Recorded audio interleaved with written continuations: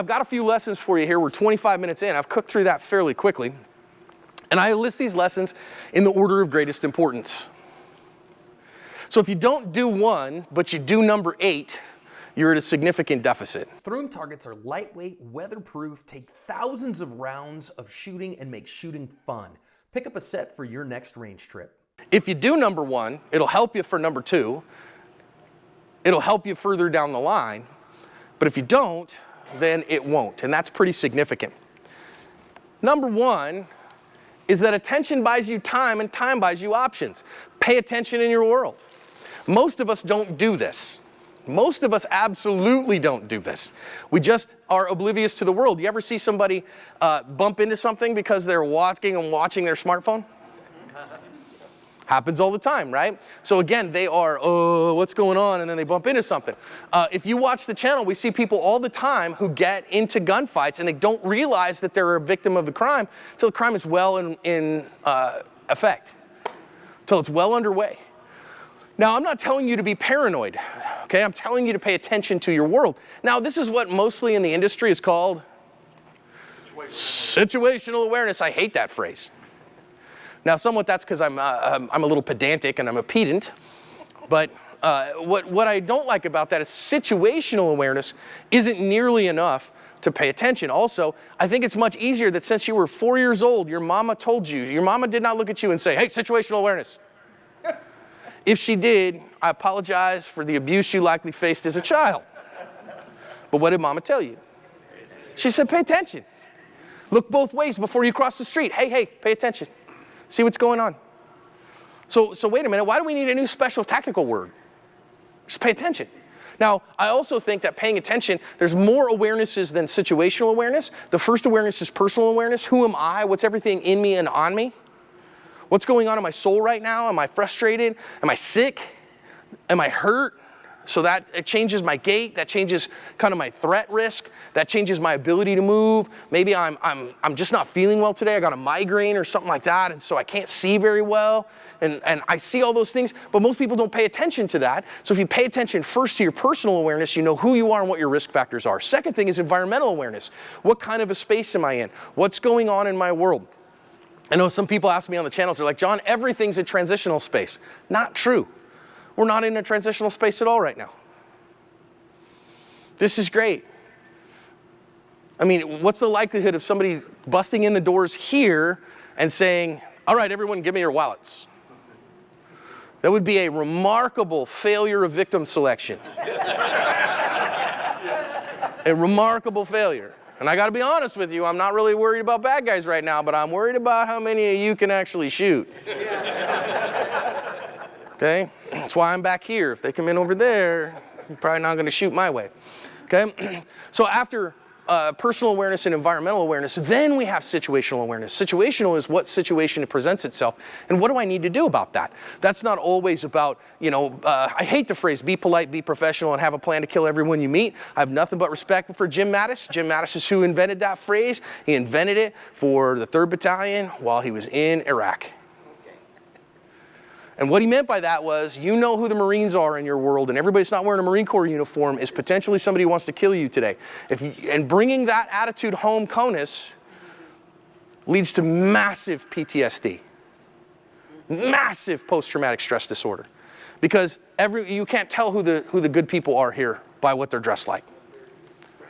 Then everybody becomes an enemy. No, I don't like that phrase. I say, I pay attention to my world. And you know how the best way to pay attention to your world? It's like a 4-year-old. You ever see a 4-year-old go into a new space? Wow. Right? Whoa, what's going on here? I want to put my hands on it all. I want to walk on every one of these chairs. Yep. I want to see what's happening. Hey, I wonder if I can touch that mic. They're just curious. They're curious and they're exuberant. Now, I'm not saying you have to be exuberant about it, but if you're just curious, hey, what's going on?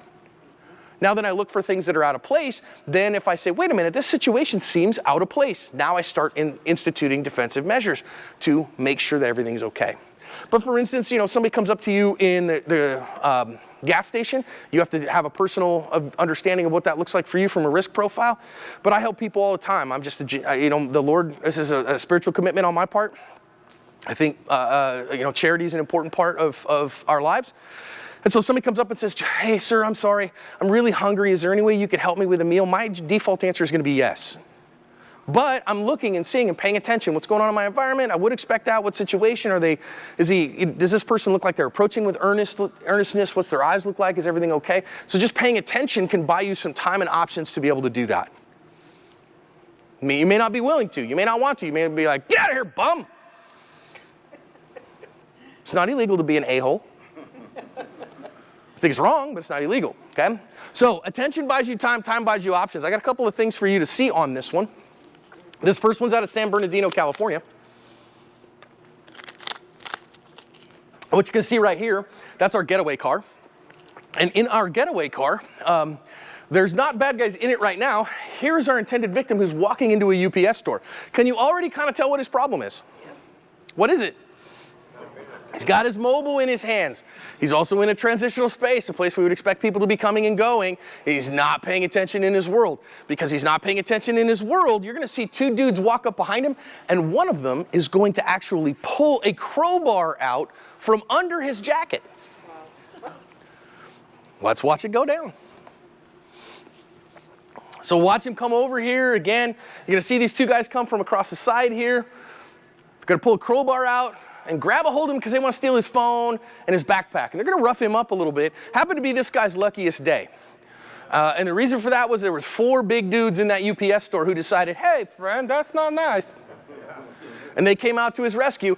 I would not expect the Brute Squad to show up at your defensive encounter unless you brought them with you. Okay, so if you roll with a bunch of heavies, cool. But if they knew that he had his heavies available, they probably wouldn't have chosen him anyways, okay? Now, I'm not saying he could have prevented that entirely, but if his phone was in his pocket and he just looked around and saw what was going on and saw some people paying attention to him that shouldn't have been paying attention to him, might he have had a clue? Maybe would have bought him some more stuff. Now, this is a worldwide problem. The second one we have here is out of London, okay? And I could show you 1,000 of these. Okay, of these failures of attention. What we see on this particular one, see now, all you who are sitting over on that side, you're like, but I'm not going to listen to John. Now you don't get to see so good. So you could come over here if you want. There's plenty of seats. All right, what we see here is you see this guy right here is our victim. And he's just walking, and he's walking through a British crosswalk. It looks weird because they're British. Okay?